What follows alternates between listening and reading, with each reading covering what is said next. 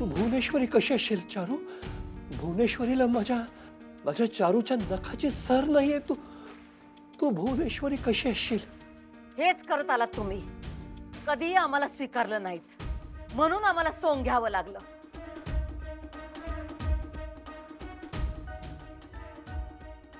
म्हणून तू फसवणूक केलीस माझ्या सगळ्या घराची. फसवणूक यो शब्द तुमच्या तोंडी शोभत नाही. दाखवलीस ना तुझी लायकी, आलीस ना तुझ्या खऱ्या रूपात. हा खरा चेहरा आहे तुझा. ही भुवनेश्वरीच आहे. ही खरी भुवनेश्वरी आहे. हिनं फसवलंय अक्षर आपल्या सगळ्यांना फसवलं हिनं. चालती हो या घरातून, तू चालती हो. हा, ही यांची फेवरेट लाईन आहे. काय झालं की चालती हो या घरातून. हो, पण तुम्हीच आणलं नव आम्हाला या घरात. अगं नोकर म्हणून आणलं होतं तुला. हा, पण नोकर राहिलो नाही. आई झालो अधिपतींची. तुमच्यावर जीव जडला आमचा, या घरावर जीव जडला. एकच अपेक्षा होती की या घरानं आम्हाला आपलं म्हणावं. आम्ही आमचं सगळं दिलं या घराला. एवढी एकच अपेक्षा होती. पण तुम्हाला वाटलं तेव्हा आम्हाला जवळ केलं, आणि तुम्हाला वाटलं तेव्हा झिडकारलं. भुवनेश्वरी, तोंड सांभाळून बोल. या घरची नोकर आहेस तू, विसरू नको. वय हे तुम्ही विसरला होता की हो तुमच्या एका दुबळ्या क्षणी. आठवतंय ना व? का लाज वाटते मान्य करायला? नोकर म्हणून आणलं, पण वागवलं का नोकरासारखं?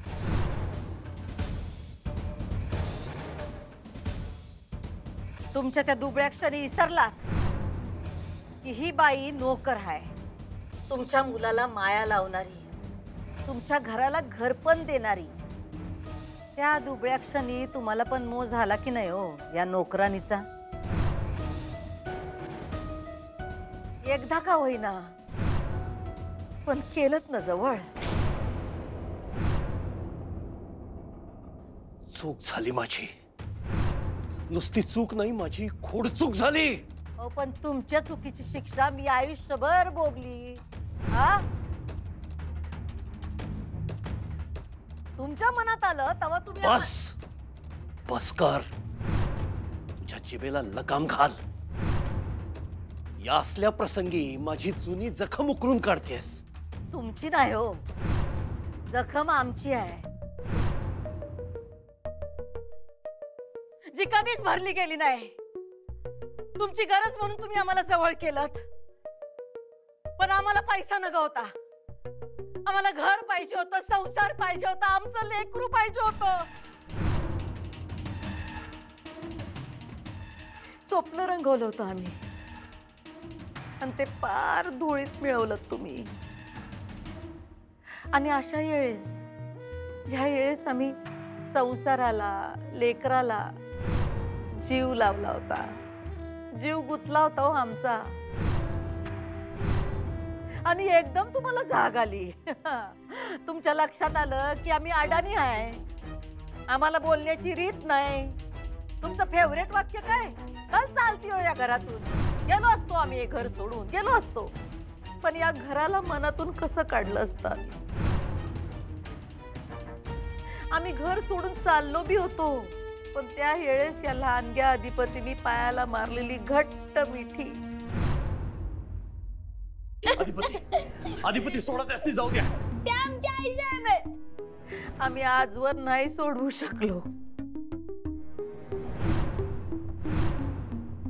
अधिपतींना आम्ही जन्माला नाही घातलं, पण अधिपतींनी आमच्यातल्या आईला जन्माला घातलंय.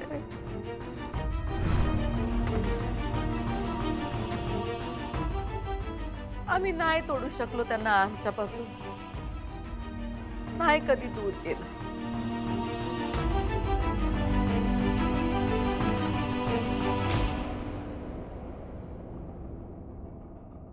माफ करा, आम्ही चारुलताबाईंचं सोंग घेऊन इथं आलो. तू चारूचं नाव घेऊ नको. तुझी लायकी नाहीये तिचं नाव घ्यायची.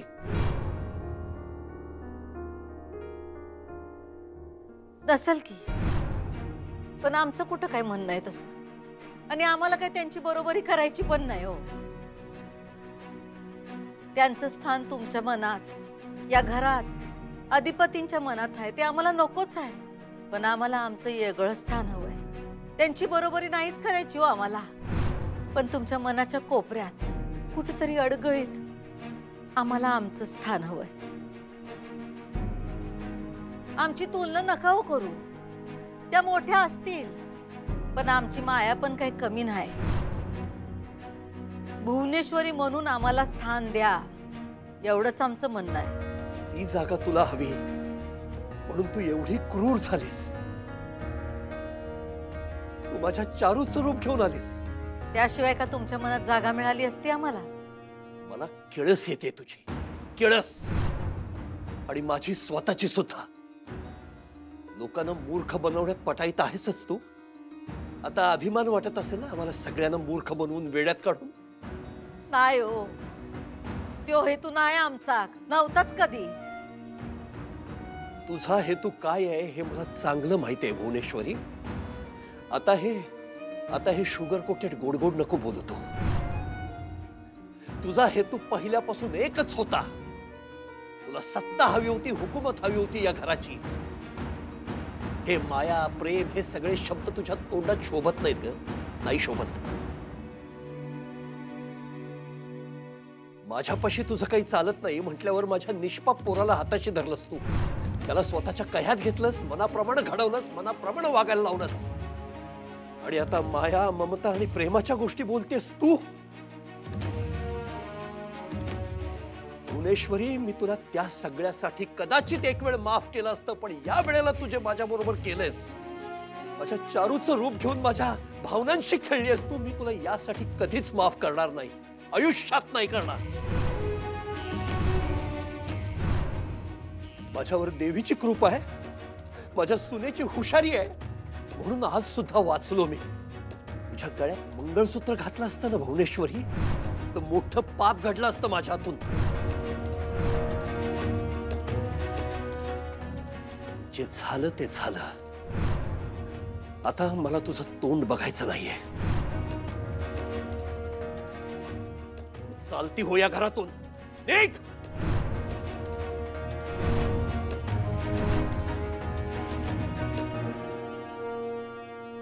तू निघ इथून, नाहीतर काय करणार तुम्ही?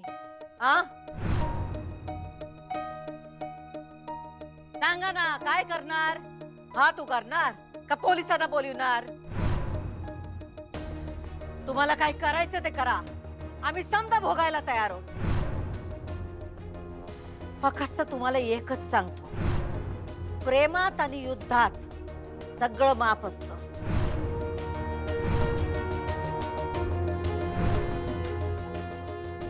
आम्ही जे काही केलं ते तुमच्यावरच्या, या घरावरच्या आणि अधिपतींवरच्या प्रेमापोटी केलंय.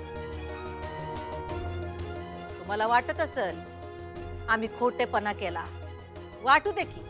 तुम्हाला काय वाटायचं ते वाटू दे.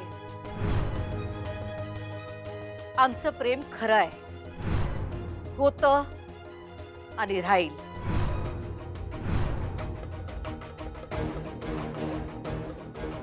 आमच्या जीवापेक्षा आमचा लेक आम्हाला जास्त प्रिय आहे.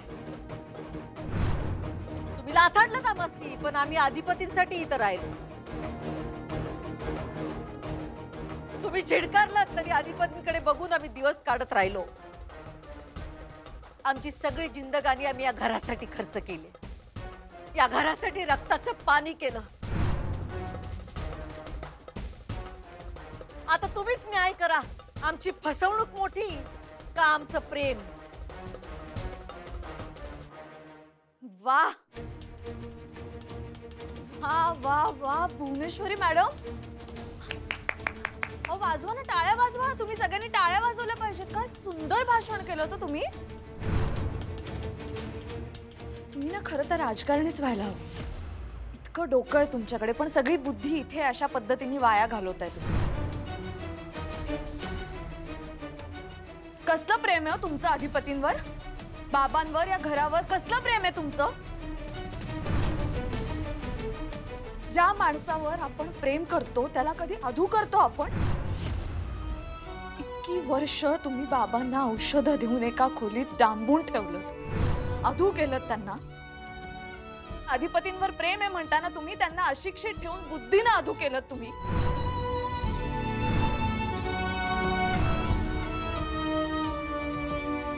या घरावर प्रेम आहे असं म्हणता, या घरात तुमच्या मुलाशी कायद्यानं लग्न करून घरात आलेल्या मुलीला वेडं ठरवलं, या घराला नेस्तनाबूत करायला निघालात आणि प्रेम आहे म्हणता. कुठलं प्रेम आहे? कुठली माया आहे? झालं झालं का अजून काय बाकी आहे? तुम्ही जे काही आरोप करताय का नाही सुनबाई, त्याचा पुरावा नाही तुमच्याकडं. बोलाचा भात आणि बोलाची कडी. अहो, तुमचं खरं रूप पुराव्यासहित सगळ्यांसमोर आणलं म्हणून तर तुम्ही मान्य केलं, नाहीतर राजरोसपणे घराची मालकीण बनून राहिला असतात तुम्ही. हेच अंतिम ध्येय होतं ना तुमचं, यासाठीच हा सगळा अट्टहास केलात ना तुम्ही. किती पाताळ यंत्रे आणि कारस्थानी आहोत तुम्ही. मला विश्वासच नाही बसत, ज्यांच्यावर प्रेम आहे असं म्हणता त्या माणसांची अशी फसवणूक करता तुम्ही, असं वागता त्यांच्याशी. मला संशय आला, मी मागोवा घेतला म्हणून, नाहीतर हा खेळ तुम्ही चालूच ठेवला असता. कारण बाबांशी लग्न हेच तुमचं अंतिम ध्येय होतं, तेच हवं होतं तुम्हाला. त्यासाठी हा सगळा खेळ तुम्ही सुरूच ठेवला असता. एवढे दिवस तुम्ही नाटकाची चांगली तालीम केली. तुमचं दुर्दैव हे की ऐन प्रयोगालाच तुमचं पितळ उघडं पडलं.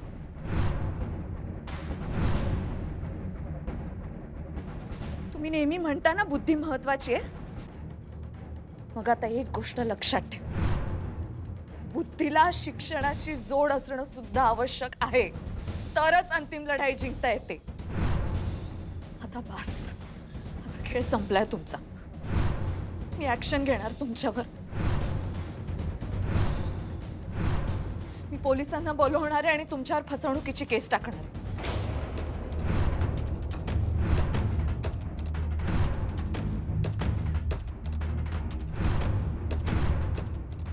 अक्षरा, मी तुझ्या बरोबर आहे.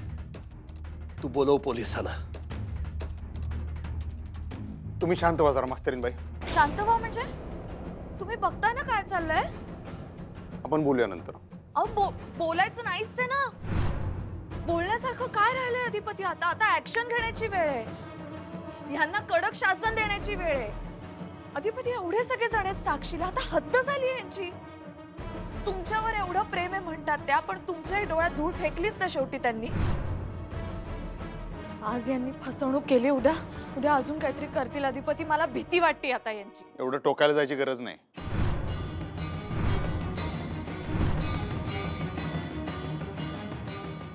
अहो, टोकाला मी कुठे जाते टोकाला? असं काय बोलताय तुम्ही? तुम्हाला काहीच नाही वाटलं का?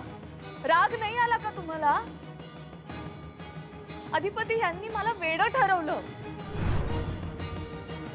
हॉस्पिटलमध्ये ऍडमिट केलं यांनी मला. मी सगळ्यांना सांगत होते, ओरडून सांगत होते की याच भुवनेश्वरी मॅडम आहे. कुणी माझं ऐकलं नाही. तेव्हा तुम्ही माझी साथ दिली नाही. आता मी पुराव्यासही त्यांचं खरं रूप सगळ्यांसमोर आणलंय. आता तरी मला साथ द्या, वडिलांची साथ द्या, या घरासाठी स्टँड घ्या. अक्षरा, तू पोलिसांना बोलाव. आणि तू माझ्या नजरेसमोर सुद्धा दिसायचं नाहीयेस मला. निघतो. भाऊ थांबा, लई नका मर्दुमकी दाखवू. थांबा जरा.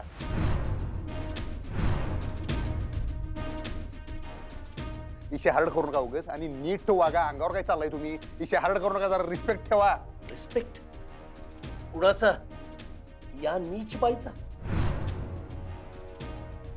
ओ नीट बोला. ओ अरे काय नीट बोला?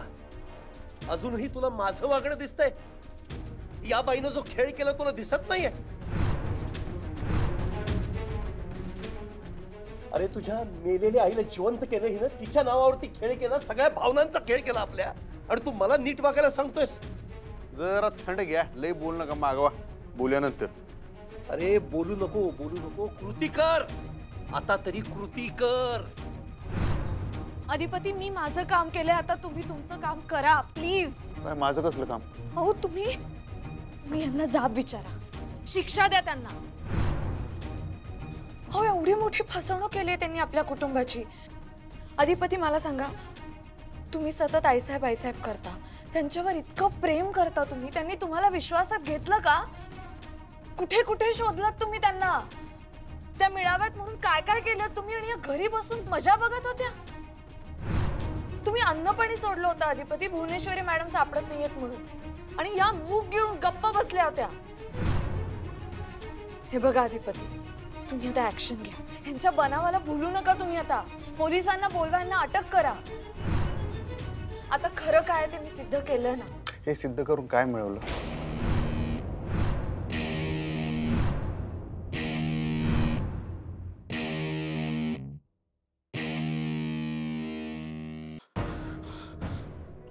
टीचर मॅडमला तू काय काय बोललाय? हे समजा जर रेकॉर्ड झाला असेल ना माझ्या, तुझी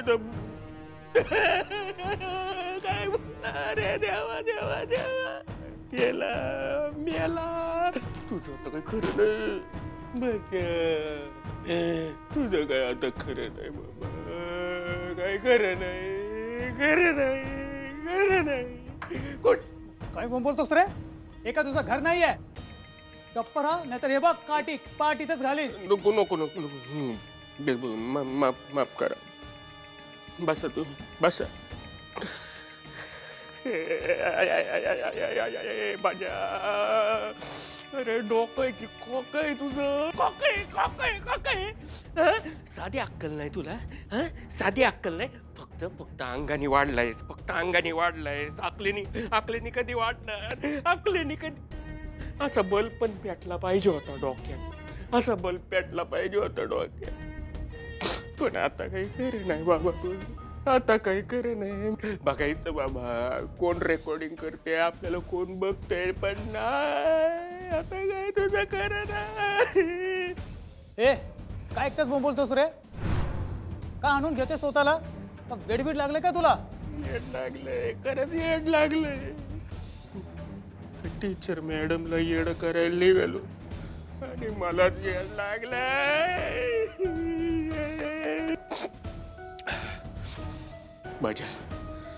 मजा काहीतरी केलं पाहिजे, नाही तर अख्खी जिंदगानी या जेलमध्ये.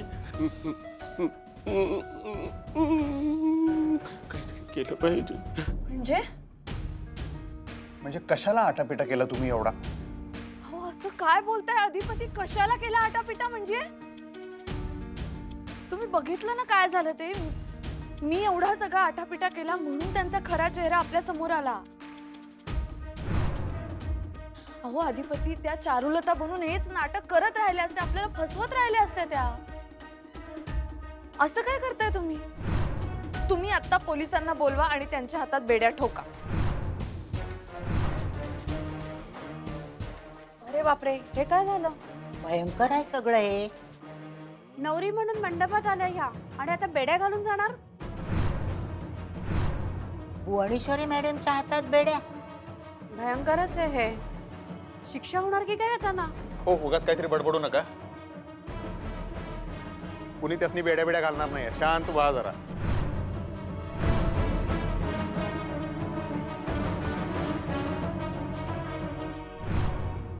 असं का बोलताय तुम्ही? बरोबर बोलतोय मी?